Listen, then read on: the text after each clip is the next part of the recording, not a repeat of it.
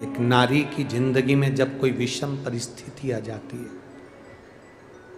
एक नारी की जिंदगी में जब कोई विषम परिस्थिति आ जाती है और उसकी आंख के आंसू जब सूखते नहीं हैं, बड़ी दुखी होकर वो अपने घर में रहती, कहीं पति मदिरा में डूबा है, परिवार के लोग अपशब्द कह रहे हैं, ताने दे रहे हैं, गालियां दे रहे हैं, और वो सोच कर बैठी अब जिंदगी नहीं चाहिए, भगवान तू ये जीवन अब मत देना।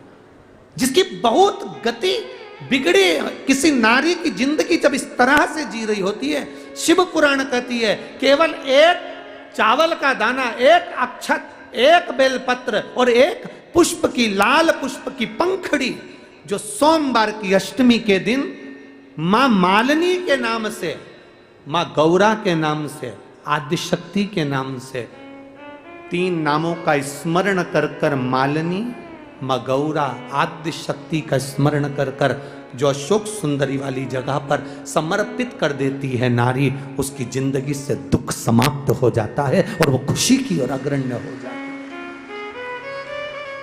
मां मालिनी कोई साधारण नहीं है, गजमुखी है ये,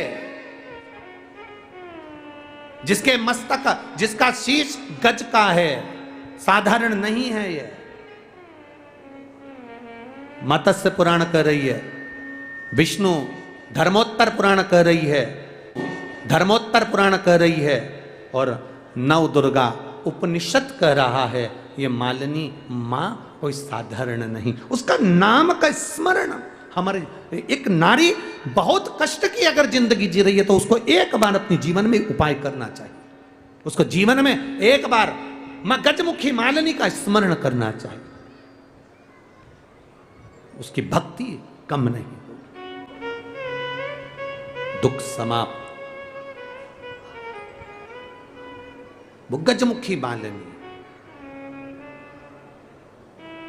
एक लाल चंदन में भिड़ा हुआ अक्षत, एक बेल पत्र, एक फूल, लाल फूल की एक पंखड़ी हो, फूल भी नहीं हो तो पंखड़ी भी, मां मालिनी गजमुखी को जब दिया जाए तो वो सुख प्राप्त करती है। सुख, शंकर भगवान के जितने संतान उतना गजमुखी मालिनी ने अपने गोदी में खिलाया। अशोक सुंदरी को, गणेश को, कार्तिक षडानंद को, जया, विषहरा, शामरीवारी, दौतली देव, ये सब कन्याओं को, बेटों को मां मालिनी अपनी गोदी में खिलाती, दुख समाप्त कर देती। जब कोई चढ़ाता है ना अशोक सुंदरी वाली जगह पर ये वस्तु, तो मां मालिनी उसको गोदी में खिलाती, उसको दुख नहीं आने देती, मां मां होती है। शंकर भगवान को आप जल चढ़ाना प्रारंभ कर दो, अगर दुख है ना जीवन में, शिव जी को जल चढ़ाना प्रारंभ कर दो। अगर दुख समाप्त ही नहीं हो रहा है, कोई बीमारी एक पूरी होती है, दूसरी लग जाती है, दूसरी बीमारी पूरी होती है, तीसरी लग जाती है, तीसरी बीमारी पूरी होती है, चौथी लग जाती है, कुछ प्रॉब्लम चली रही है, तो एक जल के पात्र में जल लीजिए, कलश लोटा पानी का भर लीजिए, और उस पात्र में चावल के 2 दाने डाल लीजिए, अक्षत के 2 दाने डालिए, घर में से लेकर जाओ, थोड़ा सा जल बेलपत्री के वृक्ष के नीचे डाल दीजिए, थोड़ा सा जल पीपल के वृक्ष के नीचे डाल दीजिए, और थोड़ा सा जल या तो आंवले का पेड़ मिल जाए या शमी का वृक्ष मिल जाए, शमी का वृक्ष मिले या आंवले का वृक्ष मिले, उसके नीचे डाल दीजिए। 3 जगह पर अगर कोई बीमारी ऐसी हो गई कि वो समाप्त नहीं हो रही, बड़ी बड़ी तकलीफ, मतलब एक बार दवाई अगर चालू हो गई तो दवाई बंद ही नहीं हो रही है, तो उसके लिए आपको 3 जगह पर जल चढ़ाना प्रारंभ कर दो। मात्र 1 हफ्ते से ज्यादा चढ़ाना भी नहीं पड़ेगा। जैसे 1 हफ्ते आप टेबलेट लेते हो, गोली लेते हो, 1 हफ्ते चढ़ाना प्रारंभ कर दो। सबसे पहले बेलपत्री के पेड़ के नीचे क्या करना है, जल का पात्र लेना है, उसमें 2 दाने चावल के डालना,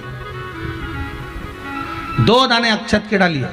पहले बेलपत्री के पेड़ के नीचे जाओ, वहां जल चढ़ाओ, फिर जाइए पीपल के वृक्ष के नीचे, वहां जल चढ़ाइए, आखिरी में या तो शमी के नीचे या फिर आंवले के नीचे, इन दोनों में से कोई एक वृक्ष जिसके नीचे। पर 1 हफ्ते अगर आपने आंवले में चढ़ाया है तो आंवले में ही चढ़ाना, शमी में चढ़ाया है तो शमी में चढ़ाना है, ये बदल के मत चढ़ाना कि आज मैं शमी में चढ़ा देती हूँ, कल आंवले में चढ़ा दूंगी, ऐसा नहीं। ये सिर महादेव की पिंडी को लोग लगाते हैं, कई लोगों को देखा होगा तुमने, बोलो कभी देखा कि नहीं देखा? अरे बोलो, जम के बोलो जरा। देखा, ये सिर लोग महादेव की पिंडी को लगा देते हैं, ये सिर महादेव के शिवलिंग को लगा देते हैं। क्यों लगा देते हैं? क्यों?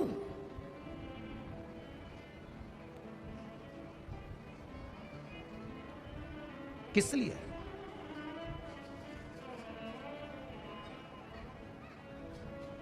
क्यों लगाते हैं? किस लिए लगाते हैं?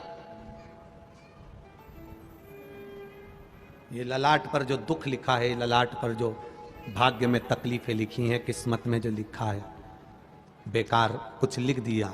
शिव के शिवलिंग को ये शीश लग जाए, महादेव का स्पर्श मात्र हो जाए, ललाट पर लिखा उल्टा भी सुल्टा हो जाता है, सीधा हो जाता है।